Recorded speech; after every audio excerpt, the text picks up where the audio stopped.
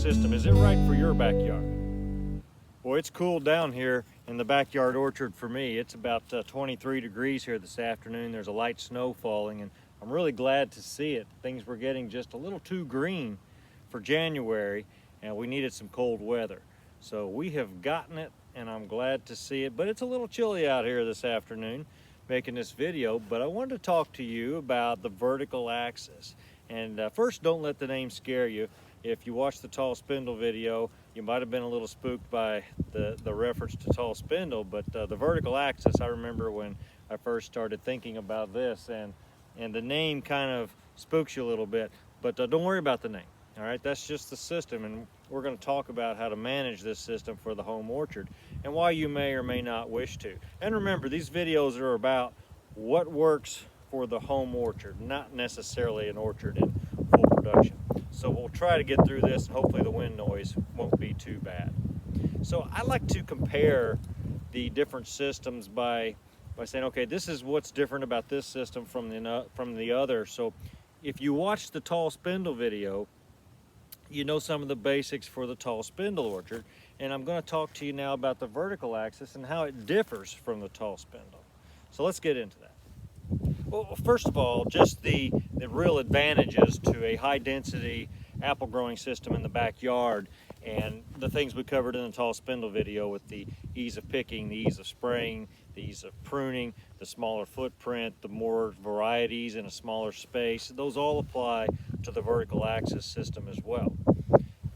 One of the bigger differences between the two systems is that your vertical axis trees are generally planted 6 to 7 feet apart, whereas on a tall spindle planting, those trees are going to be about 3 to 4 feet apart.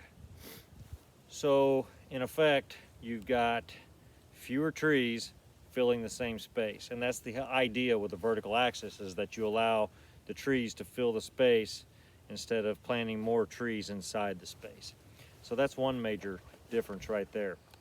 These are full dwarfing rootstocks, just like the tall spindle. There are a lot of different varieties of rootstocks that you can get to put these trees on. Some of the common ones are a B9, G11, G41. Those would be good choices for a vertical axis. You can get into some of the nuances of different trees grow at different rates on different rootstocks, and you're a backyard orchard, you don't need to worry about all that. But you do need a dwarfing rootstocks, or you won't be able to pack the trees into that smaller space.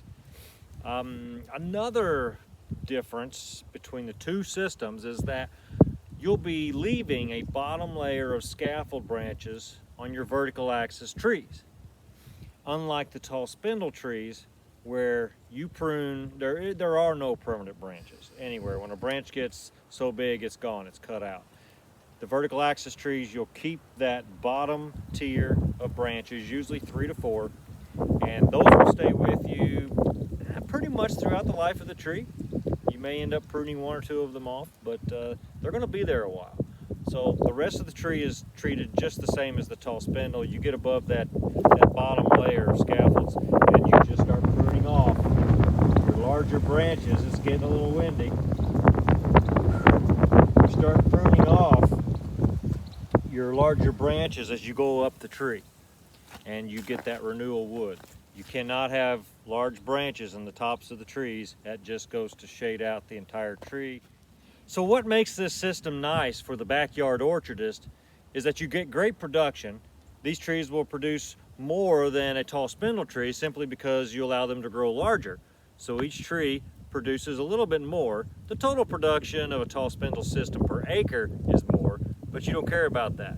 You're looking at individual trees here for your backyard. So you get great production with this system, and cost. All right, you're essentially buying half the trees that you would with a tall spindle, because remember, we're planting every 6 feet instead of every 3 feet. So instead of spending $250 in that 30-foot spacing, now you're spending $125 to fill it with trees in that 30-foot spacing.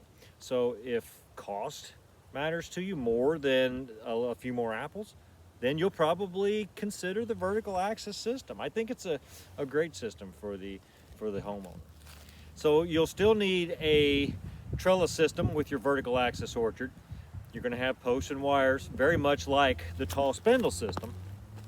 So there is that cost, and that cost isn't going to change just because you've got fewer trees in the line. If it's a 30-foot row, if you got fewer trees, you're going to have the same trellis system to support those trees and the heavy crops that they might get on them.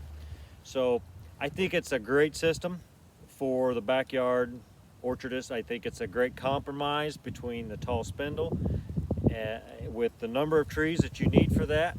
If money's an issue, if you're not grafting your own trees, if you're buying every tree, then I think vertical axis would be the way to go.